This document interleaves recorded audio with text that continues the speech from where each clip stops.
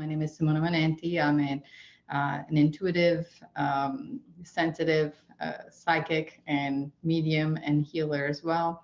I've been practicing healing modalities for many, many years, and also been teaching practices of spirituality, metaphysics, and psychic ability for many years as well. Many of you that are watching, I know, so hi to all those, to my lovely friends and those that are joining that have known me for a long time. Thank you for being here. You may hear actually, you saw me yawning and burping. I channel all information, so I don't necessarily study. I never study with anybody. All my information comes directly from the guides and the people that I usually channel, beings. I call them people, but they're just beings. So for the interest of tonight, you may see me either yawning, coughing, or burping, and that's how I transmute energy. Again, this is because this is going to be viewed even later in time. My people or my guides already know who's going to be tapping into and who's present for the night, and therefore we're catering for those that actually will be viewing the actual the actual class. So again, thank you for being here. So what we're talking tonight is about, the class is about learning to manage our intuition. As I was saying, we all have it. The biggest problem that most people come across is not knowing what intuition, what channels the intuition is coming in and the guidance. And I want you to think about that, the first distinction needs to come from whether it's an external stimuli that we're receiving or an internal. External stimuli that we're getting when we're getting messages externally, it's usually done by either coincidences or signs that are often seen in numbers or in objects that you find, like a feather or a coin, or like words that keep repeating themselves, and either you will see them oftentimes in license plates or in trucks or in street signs, or you may even have a song that starts playing in the radio, and all of a sudden the words to the answers that you're seeking, you actually hear coming from that very same song. So those are referred to as external stimuli, and they do come along into that. They fall under the how we receive intuition, how that our guides communicate with us. But I'm going to talk more about our internal messages and channels, because those are the ones that oftentimes people have an issue, because when we're getting these internal messages, nobody's really there to tell you whether or not, to give you any confirmation, or whether or not you actually getting the right messages, or whether or not you're getting the right answers to the questions that you're asking. So it leaves us a little bit alone and a little bit of wondering, and most of us doubt the messages that we get already within ourselves. It's also because of how we're raised conventionally and through most societies. We're not used to talking to our children and telling them to trust how they feel on the inside, and whether or not they're hearing voices, and promoting, to listen to the voices that we hear. We often refer to our intuition as, it's accepted most of the time to talk about what we, that inner voice, that the consciousness, but it's more viewed as something that is attached to morals. But the intuition that we're talking about is actually, and whether or not it's that inner voice that we hear, it's not necessarily attached to morals, but it's more attached to that, those channels that come from, where you're actually hearing communication from other ways. So how do we tune in? Where do we start to actually work with our intuition? The first step is actually knowing that you already do, and and not think that you actually are not, or that you have to work hard, or that you have to exercise. One of the things that I find very often, or that people are guided to, is that we need to exercise our intuition as if it's like a muscle of the body. The more we work at it, the better we get. There's a little bit of truth in that, but it's not necessarily so. I think when we focus on doing something like that, we take away from the fact that we are ignoring what we already have, then maybe just really, really good already, but we may just not know because we're not used to using that type of channel. So I want you to think about it as if you're a radio, And radios have radio stations that you can tune in at different level to get to different stations so that you can actually hear the type of music that you're looking for. And our bodies, our energy centers, are connected to our physical body through our chakras and many other energy channels, almost the same in the same way as if, it's a radio station. And if you are attuned to receive messages based on a very particular radio station, the problem only lies in finding which radio station you're actually tuned into. And that's what I'm going to help you tonight into figuring out. And, but I want to go back to that exercise type of thing. So the next time that you hear or that you think that you have to practice really hard because you are increasing your intuition, I want you to actually push away that thought and start thinking more that you already have intuition, you already have a way to get the messages, but you're like on a treasure hunt looking for the ways that actually is coming into you. Because each one of us is particular and is different from anybody else. And we're all structured very differently, both physically, but also energetically. And therefore, we don't operate or function the same way. So we can't have the same rule for everybody. And the best person that can tell, whether or not how you are intuiting something is actually you. But if you have a preconceived notion of how it should be, what it should sound like, and what it's supposed to be, then you will definitely kind of miss the point and get lost into the fear or the doubts. I am not doing it well enough, or I am not, I'm not good enough to do this. And most people give it up because they think they have to do it a very specific and certain way. So I'm here to tell you that you don't. And yeah, I want you to just, immediately let go of that. And, and just try and do something a little bit different. So instead of thinking that that you don't have it, start assuming that you do. The next thing that I want you to also make it a given is the fact that we all have spirit guides, angels in the form of angels, in the form of ascended masters, or, there is spirit animals, there is our ancestral beings, there is many different type of beings. I don't often worry about who to find out who it is that is channeling or that I'm talking to, but I'm more concerned about finding the zone that tells me whether or not I am already in a very specific frequency place that is telling me that I am in the right place to receive guidance. So the next steps for you to do is to start your day as if you already know that you have your guides right next to you, as if it's your best friend or like that invisible friend that maybe as a child you played with and nobody can see, and just, have the expectations that you will talk and communicate to your guides all day long about everything.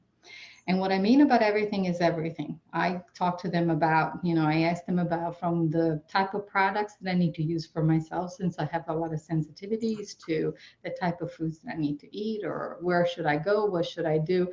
And having a dialogue that is constant with your guides, without proof that you actually are communicating with them, it's already setting you into a frame of mind, a state of mind that opens you up to the possibility of actually building that strong channel. Because the thing is that our guides will stop talking to us if we dismiss the way that we are communicating with them all the time. There is no point in sending us messages if we're not listening to the way that we're getting the messages. And if we don't know how we're getting these messages, then therefore it's easy for us to dismiss them. So that I would call miscommunication. Obviously, like there can be many relationships. So to avoid these miscommunications within the relationship with our guides, we need to learn to have, to pretend. If you have to pretend. If you can do it as expecting it, because that's your truth from here on after. Whichever way you want to, because it is when we change our state of mind, we change what we experience in front of us. So that's one of the very first thing we need to work on. And therefore have this way of being where you always know that you have your guides right next to you and they're listening to you all the time, no matter what you're saying, no matter what you're asking, and they're always answering you. Whether or not you hear the answer, that's a different thing, but always assume that that's the case. And the next step then is to figure out how we are in this zone, the zone that I was talking about. And that's actually one of the most important things, is learning how you are sensing that you are in the zone of channeling, the zone of connecting to beings, to guidance, to whatever. Now, for some of you, you may just get, you don't need to be in the zone to get messages. So I don't want you to think that you always have to be in the zone. But this is for those that ask, they often ask the questions, how do I know who I am talking to? Because there is a very known fact that if we're not connecting with our guides, we may be connecting to either our ego or maybe lower entities, and those type of beings will give us the wrong information, which we want to avoid. And there is a strong attention to this in our community, in the spiritual community. So I'm not going to talk much, extensively about that. But what I want you to do is to think that if you are able to know how you can be in the zone, then you can easily bypass fearing or having the doubt that you may not be getting messages from your guides. The best way to know that you're in a zone is not through meditation, like many people suggest. It's actually knowing how you feel, what it feels to you when the energy of your guides come in. Most people will have a physical reaction to the energy shift from a being around you.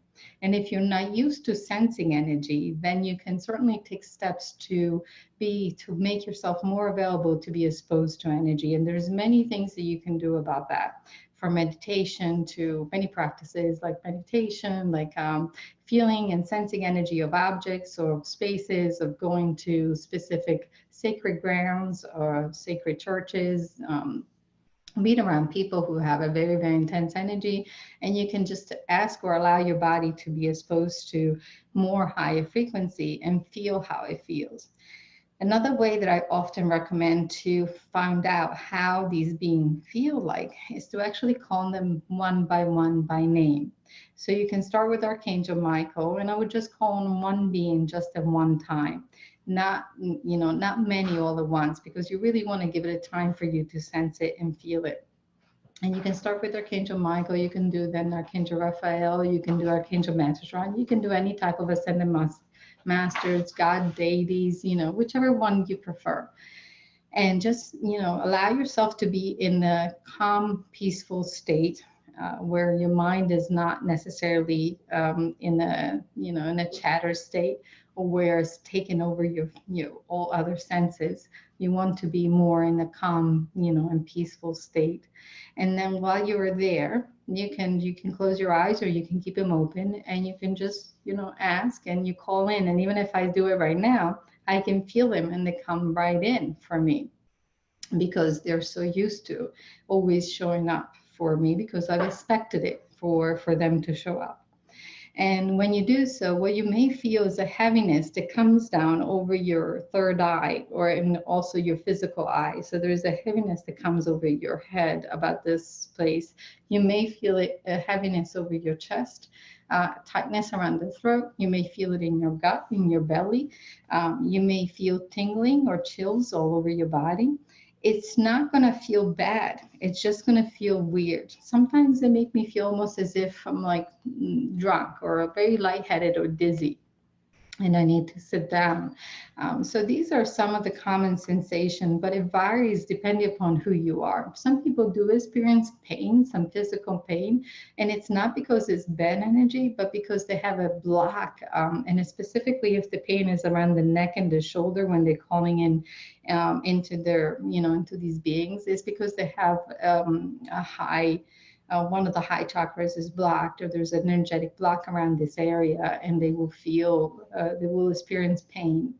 And those blocks sometimes can prevent these channels from being open and from having all this, energy coming in. So, but no matter what, if you want to find out how it feels to have someone stepping into your presence, again, you also want to do it in a room where there's no one else. If you want to do it by yourself, I know I mentioned you can go into other places. Like I used to hold meditations, and I would call in and change the energy of the room, and everybody could feel them, most everybody. But if it's not something like that, then it's best to do it on your own so that you don't get any interference from anyone around you. That way you are more aware of where your energy is and when it changes and shifts, and then you can find out. That will help you always kind of figuring out and knowing that at least that energy, is letting you know that when you feel that way, you have one of your guides or more than one there present with you. Now you can ask the questions with the certainty there won't be any interference. Now let's talk about, how are you what type of intuitive you are, because that's going to be the best way to rely and trust on on your intuition, and learning to use those systems that you already have and they're active to actually gain information that you actually need. So most of our channels that we're getting informations are actually attached to our chakras. Not all chakras, functions as channel for information. The lower twos, which are the root chakra and the sacral, don't necessarily participate or have specific ways of opening to receiving information, but all the other ones do. So we're going to start from the third eye. The third eye is usually associated to someone who is visual. So if you are, if you're very visual, if you have a very open third eye, if you are, there's one of the clairs, clairvoyant, if you're very clairvoyant, you'll be able to actually, you're getting that information through your third eye. If you have telepathy ability, which means that you're able to communicate or hear other people's thoughts, which may do and you don't realize, and I'll tell you how, in a little bit, you will definitely hear, that means most information is coming in through your crown chakra, which is right from up here. And people who have a crown chakra channel and they're getting most of their information that way, they usually have thoughts that come in and they kind of pop in and they don't know how those thoughts just came into their presence. And that's through telepathy, when we get these thoughts and we don't know how they came about. If our channels are attached to the ears, we are going to hear things, but doesn't mean that we hear we hear words as you are hearing me right now. It's more in the form of, as something that kind of we think we hear.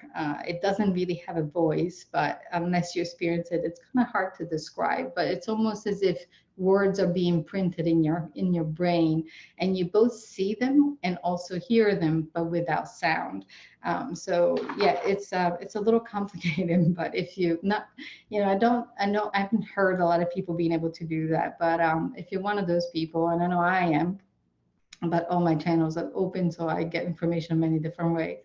But going back to the also to your third eye, when you get information that way and it's visual, you also get information through dreams. You usually will get precognition and visions as well. So very visual. It's everything is through symbols, visual interactions, and things like that. Most often people have a third eye, but they don't use it and they're not aware. Also have an issue with being getting distracted very easily. Those that also getting a lot of information through the higher chakras, which is the ears, the throat, the third eye, and the crown, and also some of the higher ones. You also will be easily distracted because your five senses are picking up all these other things that are coming in, all these other cues they're coming in, and your brain is trying to assimilate and trying to figure out what that was. And that's why you may be getting distracted, is because of that. So that's one of your first symptoms, I would say. If you tend to be very easily distracted, it's most likely because either your visual periphery has picked up something that was moving, which is associated to your eyes, and being able to see orbs or being able to see like things that from the corner of your eyes that are moving. That's also through your physical eye, not necessarily from your third eye, but definitely from the physical eye. And being able to see physical being appear and then just not something being there and not being there anymore, that's also coming through the physical eye. When we go to our throat, one of the symptoms, and I call in symptoms because most people don't look at themselves as intuitive. So I want you to start looking at yourself as if you are, and that's why I'm addressing it this way. So one of the symptoms of having, the ability to actually get intuitive messages through your throat is when you actually start speaking, and you say things that you didn't even think of saying, and that you don't know why you're actually saying that. And if that's ever happened to you, it's quite startling. And those are actually words of wisdom or pure guidance specifically for the person you're talking to or for other people. And it just comes out without any control of you. Now, these may not be able to control, but at least you know that information is coming that way, and you may be allowing yourself to, instead of trying to control it and stop yourself from saying it, it's about letting go and allowing it to come out and say it whichever way you need to. Now, the next chakra that is, could be open, could be your heart center. Your heart center is the one that actually feel everything. So most people that call themselves empaths those are the ones that have the heart center open as a channel of getting communication, and you're actually sensing and feeling energy, of whether it's of objects or of people or spaces. You pick up this knowing about things without needing to touch them. Just being in the presence or being around certain things, you're picking up all this information.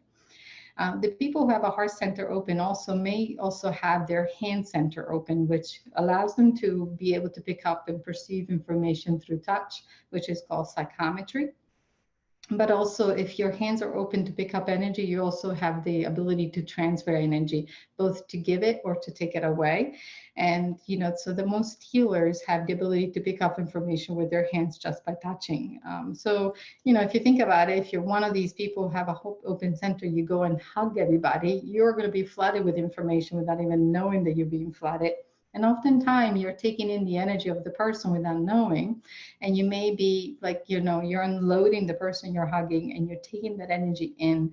And I know I'm making you feel as if maybe we don't want to hug people anymore. But if we learn to clear ourselves too, if you're one of those people, you also don't, you not necessarily have anything to worry about. But knowing how you are perceiving energy and how these information are coming in, it's going to help you manage who you are and manage these abilities. So again, if your heart center is open, you have these very strong knowings that come in as if you really know what it feels like, but it's more about feeling and sensation. When we moved into the solar plexus, then it's pretty much centered into these other impulses, and also knowing impulses, but also it's connected to the gastric, to the GI system. So the gastric system, the digestive system. This is, if you're one of these people who are very impulsive, it's because oftentimes you have that, the solar plexus very open. And those are the type of people that they get these information that makes them want to do things now. and it's like, even though they're viewed as very impulsive, and I'm one of those, but I love listening to those impulses because usually they make me, especially if they feel good, they help me be right on track with everything that I need to do. The not impulses from fear or from lack of being centered or from the lack of being of knowing what you need to do. There are these very strong feelings, these knowing that you have to do something, or you have to say something, or you have to go somewhere, and it's almost like you get this anxiety unless you do it, and it doesn't go away until you start taking steps to fulfill the desire that you have.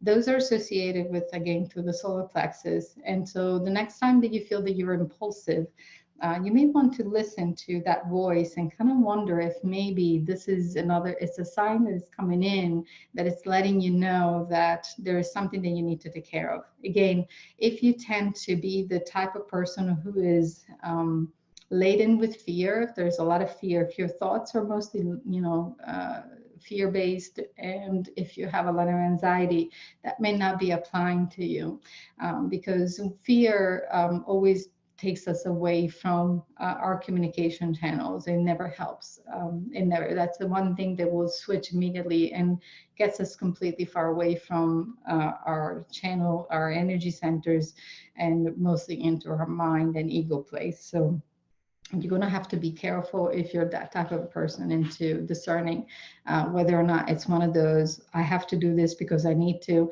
And again, the best telltale sign is the fact that when you're following guidance, it always, always, always, always feels good. It never fails. It will feel good. It makes you feel joyful. There's no hesitation. There is no doubts. There is nothing that interferes with, with what is going on. Um, but it just feels just that everything is really good and aligned with yourself. And that's one of the things that I always rely on.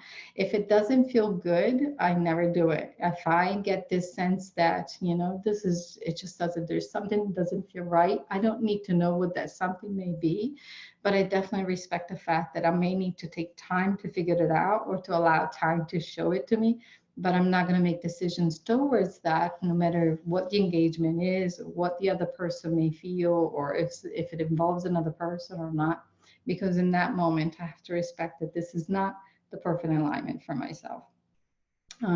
So the other parts of the solar plexus is the fact that you're going to feel emotions very strongly through your gut. So those gut feelings, those gut intuition, those those sentences that you may say that I knew that there was something wrong with this. I knew this was going to happen. I should have listened to how I felt about it. I should have never done this. All those type of sentences come both from the solar plexus and the heart center, because they're kind of connected with the knowing, even though one, when it's to do with the heart, is much calmer. When it's to do with the solar plexus, a little more agitated, or there's a little more, again, that impulsatory type of thing. You also may feel energies of other people in the form of like nausea or headache, or it may make you sick somehow. Sometimes people can get colds from other people's energy. You may experience this again with physical pain, depending upon the energy load and where it goes. So all that type of energy actually comes in right through your gut.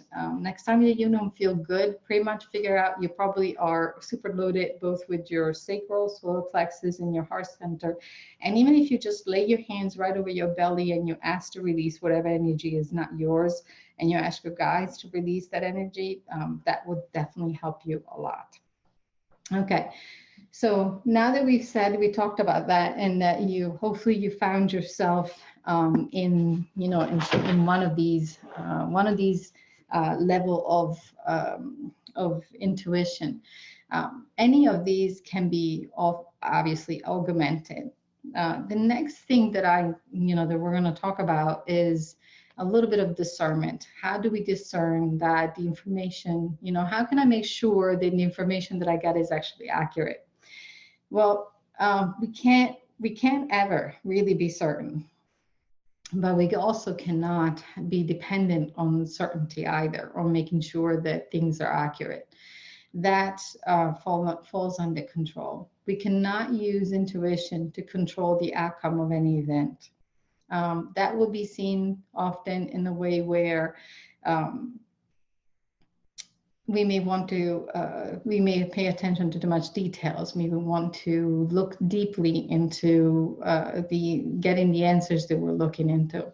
So if we're looking for all the details and they have to do with just one situation, it's very likely that the beings, your guides, will probably stop giving you information or give you confusing information.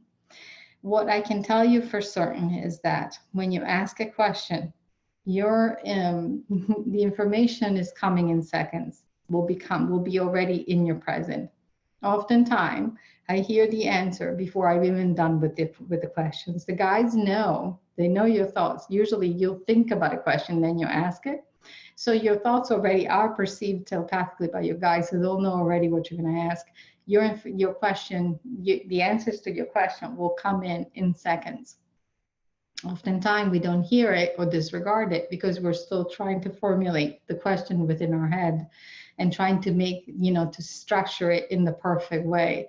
That's a distraction. That's our ego trying to make sure that we can, do it the right way.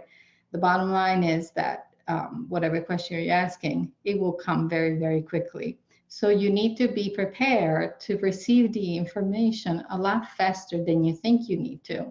It's not, you don't have to ask the question and then wait for 10 minutes, 20 minutes, half an hour to be sure that that answer comes in. It doesn't really work that way. And the only time it works that way is when you're asking for something like clarity, or if you're asking for, for something to be shown to you, for the answers to come to you at some point. So if there is a longer period of time of wait, sometimes I may go to bed and I don't know how a situation may resolve itself. I don't have the answer, and I'm okay to wait and allow the time to, for everything to fall into place to wherever it needs to be. And so therefore, I'm not really looking for an answers right away, but I'm allowing spirit to provide that answers whenever the time is right, when when everybody's aligned to the truth that, we're all part of this situation. So going back to, wanting to control, you need to understand that, when we structure sentences, we cannot ask for things that come from because I'm trying to avoid making a mistake, or because I'm trying to prevent for me feeling bad about something, or I'm trying to, avoid disaster or anything like that. Because those type of questions coming from fear are not aligned to your true self. They're actually aligned to the distortion of who you are.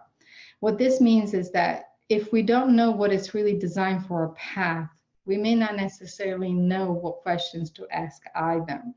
So when I'm faced with, or rather if you look at it, if you're faced with looking for an answer into where to go into your life, let's say you need to change your job, you want to move, or you're not happy, you try to figure out what to do with life.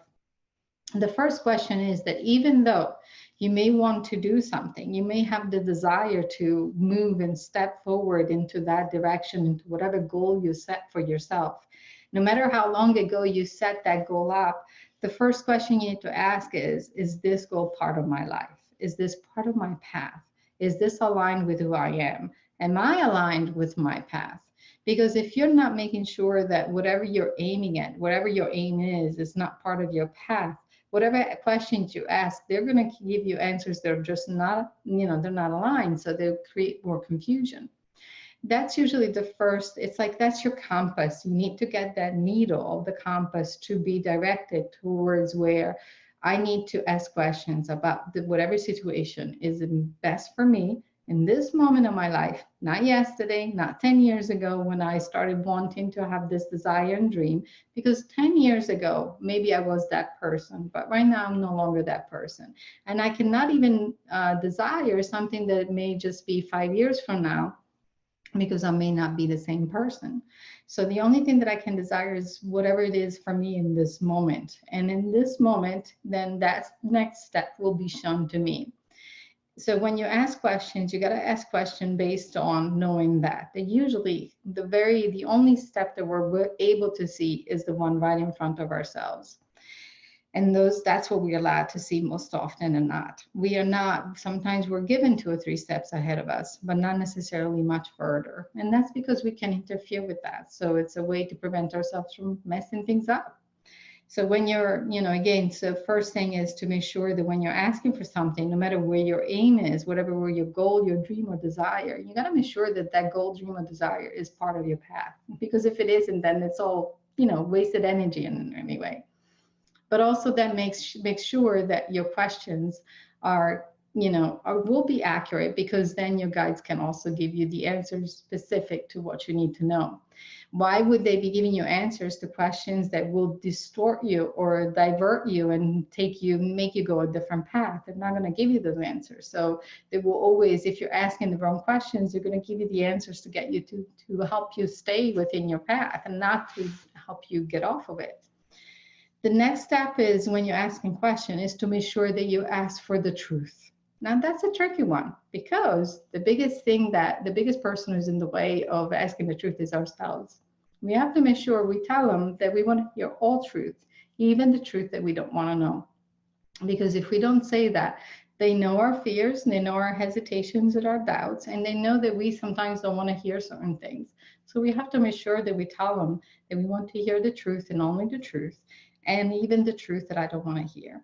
When you say things like that, you make sure it's almost like making an agreement that you're allowing them to tell you even the things that you don't want to hear. So now the only things, there's nothing in the way for them to, bring those messages to you, even those that you don't want to hear.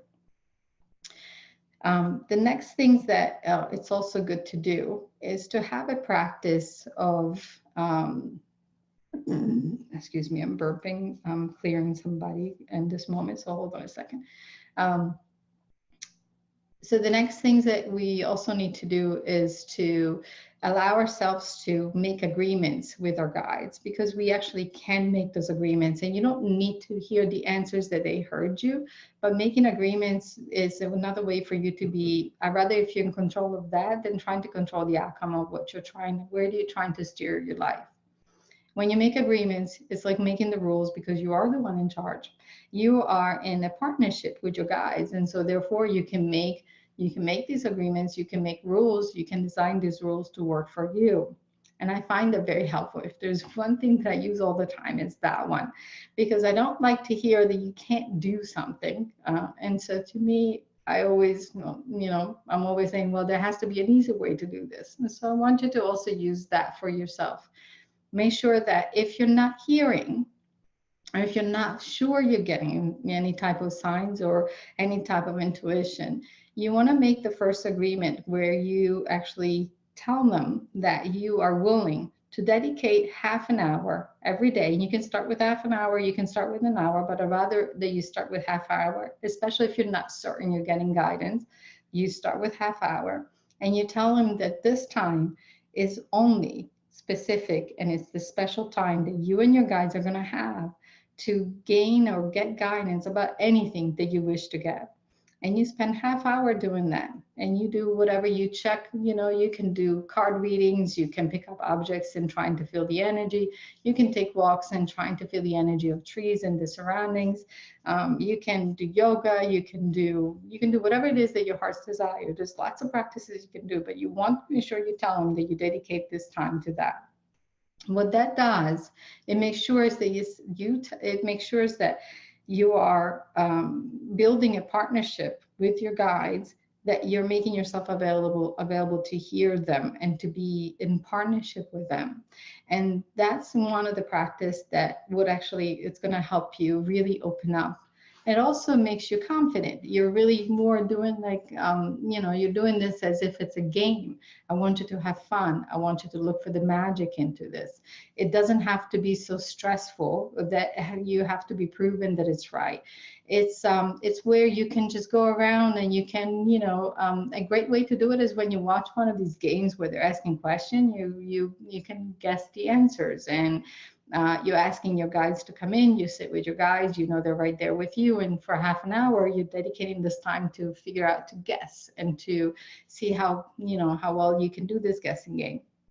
It's not about being right, it's about doing it. And you can increase the amount of time you do that over a period, over short periods of time. But again, start to only half an hour. And then after that, don't stress about it. Just let go of it and just know that you've done your homework, you've done your little playtime. You've had that today, and you don't have to worry about trying to bring in that guidance again or interpret it. The other, some of the other things that you can also do is that guidance is almost like a language. So when you're getting these type of signals that you may not know what they all mean, you kind of want to start having a journal and trying to log in what it means. If you're getting confusing or opposite information, you have to make sure that you're not asking for something different than you asked before. So the best way to do it, one very good practice, is if you're visual, you can sit there and you can pick a type of word or an event. Like you can pick something like, a birthday, or you can pick a word like going for a walk, or which is to work, or more than that. Just or you can do home or house or relationship, or you can do man or woman. You want to just, again, in that half hour that you're having your playtime with your guide, you can sit there and you can ask to be shown what it looks like if they wanted to give you a message of a very specific word, so that if someone were to have a birthday, or someone were to lose a job, or someone were to move, or someone where, if you really want to be specific, just pick whatever words you want and then allow for that information to be shown to you in whichever way. Whether it's through sensation, you want to pay attention whether or not it's a sensation, whether or not you get a feeling and knowing, a thought that pops into your head, a visual, or something that is a representation, because all these are another way to translate. You're trying to translate a language that you may not know what it all means. And it's not necessarily a literal translation, it's usually a symbolic translation. So they were given information through symbols, through associations oftentimes. So they'll use your memory to find, things that you associate to, even feelings or specific things, to give you that type of information as well. So that's a great practice as well, which it's almost like you're building a vocabulary, like a dictionary, that then you know what that means. Another way to, if none of this works for you, one of the best thing to have or to do is to actually use your dreams, or to use the external stimuli, so your external symbols that are coming in as signs. For some of us, using our physical body may just be too much to perceive information through our physical body. It may just be just over the top. We may not be able to handle it. So they usually prefer, if you're one of those people, they will prefer giving you their answers through the external stimuli. So that, as I said in the beginning, it's a differentiation that you have to make and determine, which is easy to do, because you'll get, you'll be easy to get numbers, to get messages through words and songs and, music and sounds and all kinds of things. All right. So moving on from here, I want to see. Okay, so want to make sure I told you everything. I want to see if there is anything else, and I'm going to ask him a few pointers. If you don't mind, I'm going to look up, took some notes. I do that. Okay, so okay, so one of the things that usually gets in the way is that when we're emotionally stressed out, we are not going to be able to hear guidance. Our mind is going to take over ourselves and is going to be in control and charge, and that's the ego. All our fears are going to be supercharged. We're going to be emotionally unable to really be in the space where we can ask. The best thing that we can do is to actually go for a walk, to step away and take a break.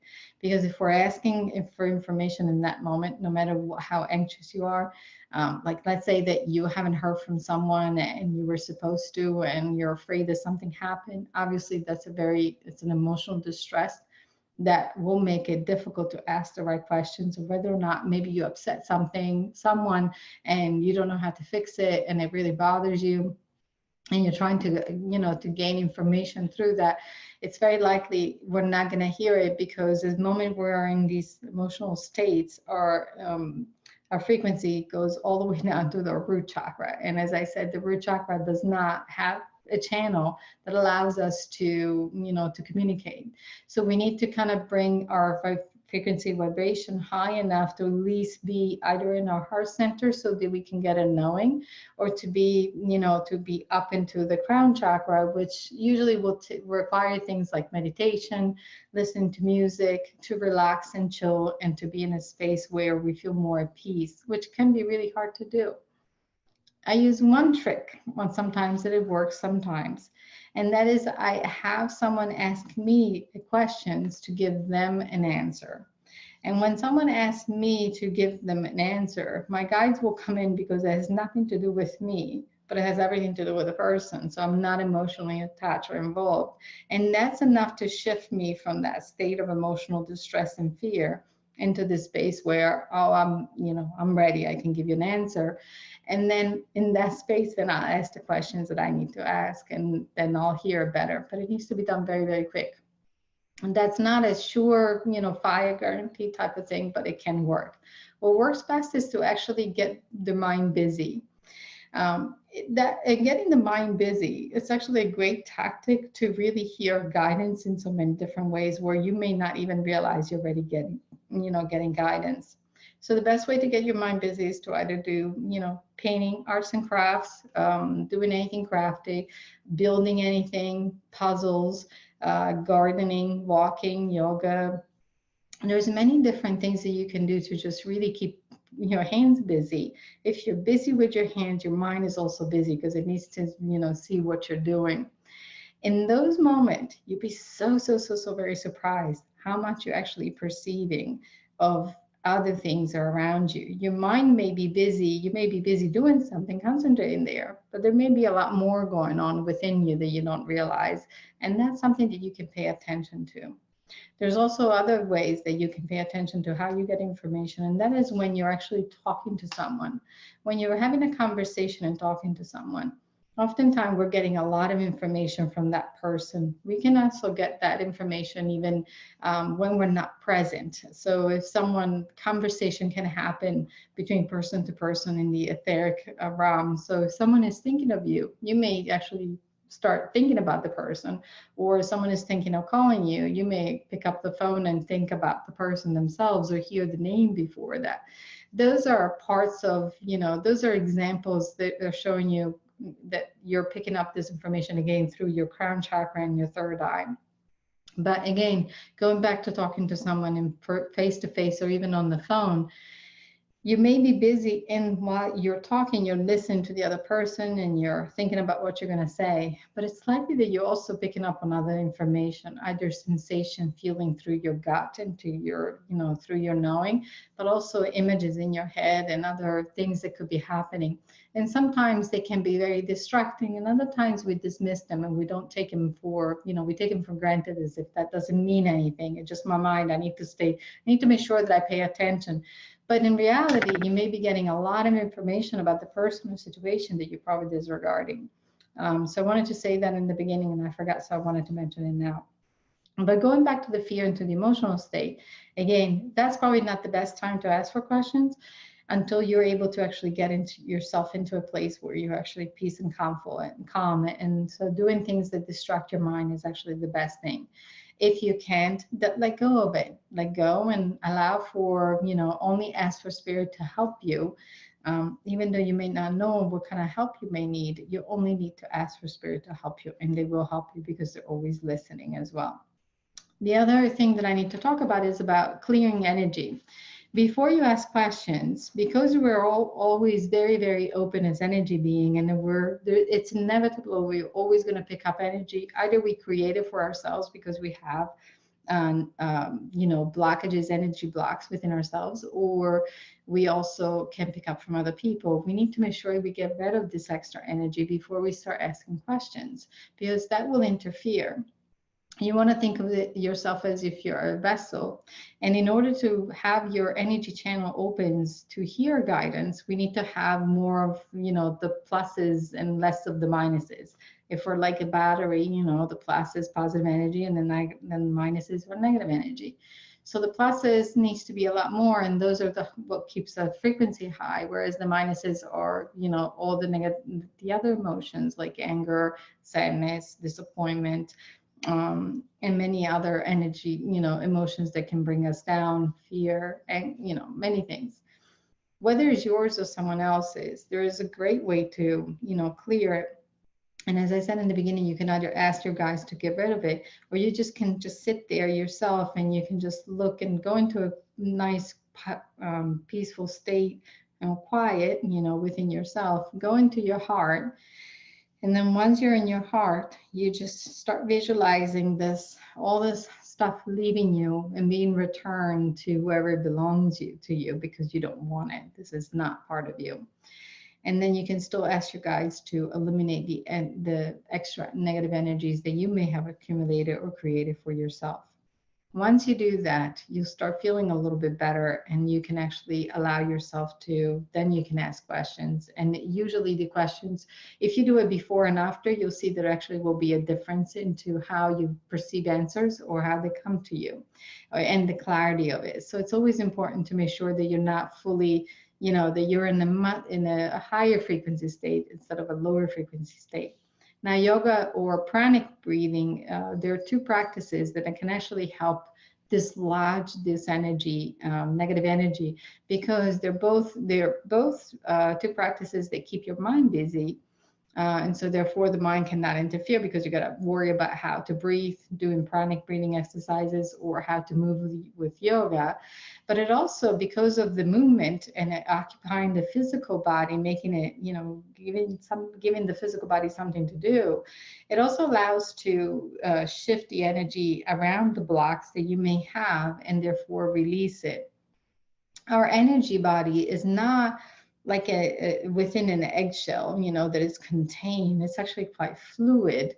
But whatever is stuck to our physical body, it's more dense, and then that's more compact. So the movement of yoga and the breathing of pranic breathing actually allows for the density to be released and then be dispersed throughout the body, and it will just go out into the universe, or into the soup that I call, that we all are, that we're all floating in, and then it's transmuted.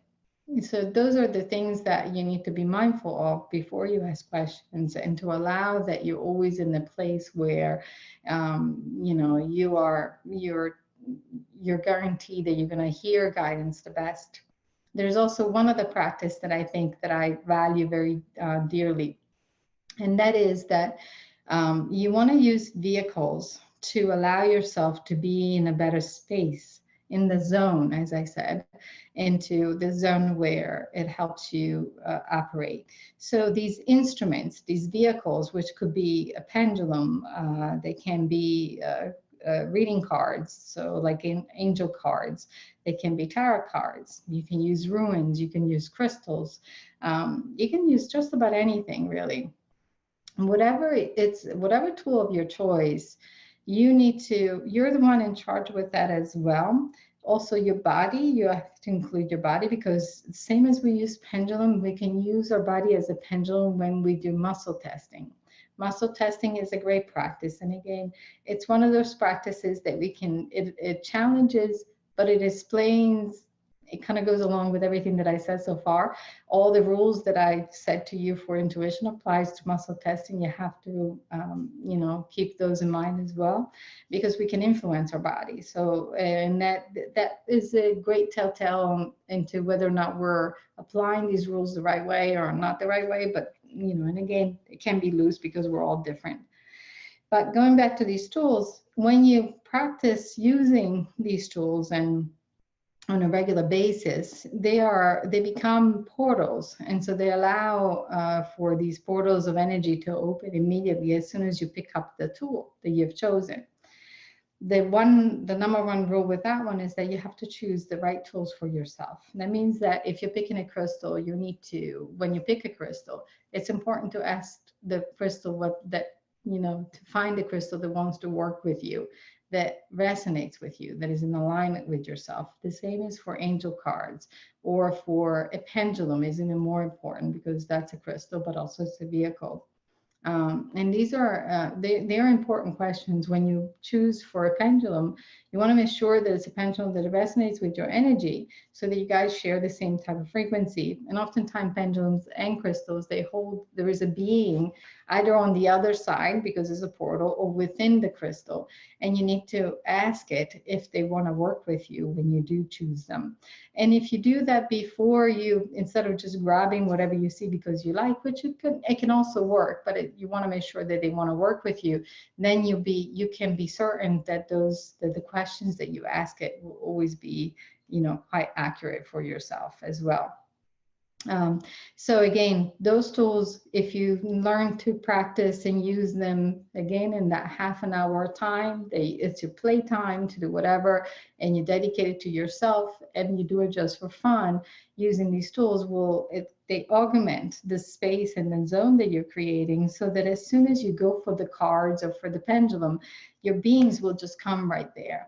You can even make it so that it's, you do it with the snap and you say, I am connected to my guides right now, and you snap your finger. If you do it repetitively, same as when we use an intention or when we set mantras, your mind will set immediately that you trust the object or the snapping of the finger or a tune or an intention or a mantra or a song, or how we get tuned to using our voice sometimes. All those practices get us in that zone in seconds, because we have used them repetitively over and over and over again, and we have developed a path that is instantaneous and can get us there in that moment, in that very seconds. And when you do the same thing over a period of time, you're creating stability, meaning that every time you do the same thing. So if I start my day or my practice for my half an hour where I say, and I'll say this, I'm connected to my guides at all times, and I am all seeing, all being, all knowing. And then I'll go for my cards and I start laying them out. I call for one of the archangels and I make sure that they're there. And then I ask for the truth to be shown the way it needs to be, or, to the truth and to all that I need to hear, what I don't want to hear. And then I go on. It's like, to me, it's like setting myself up for everything that I need to have. And when over time, and you'll know that you can say all this in seconds, and you don't even need to say it all.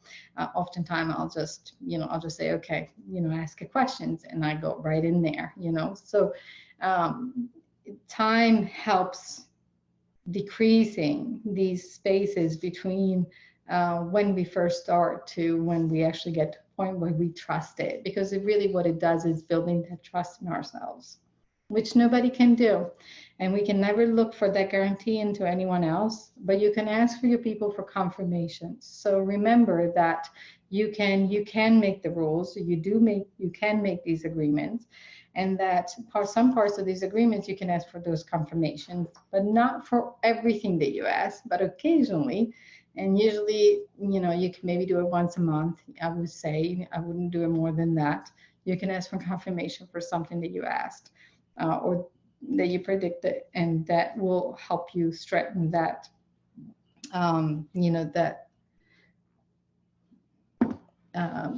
your connection to your guidance.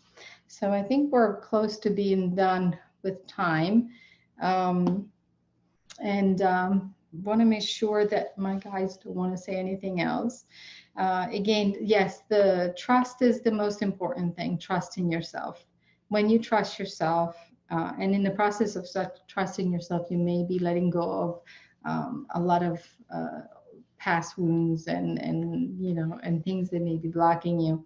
And if you've known me in the past, you've heard me talk about that many times. But the trust in yourself is it's a guarantee to make sure that your channel stays open. Doubts will immediately close, and doubts will lead you to ego, and trust will lead you into the heart.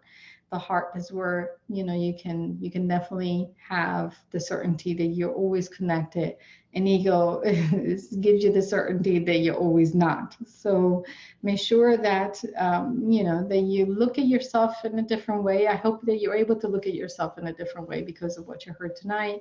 And I thank you so much for listening in and for watching, and I hope you found this very informative.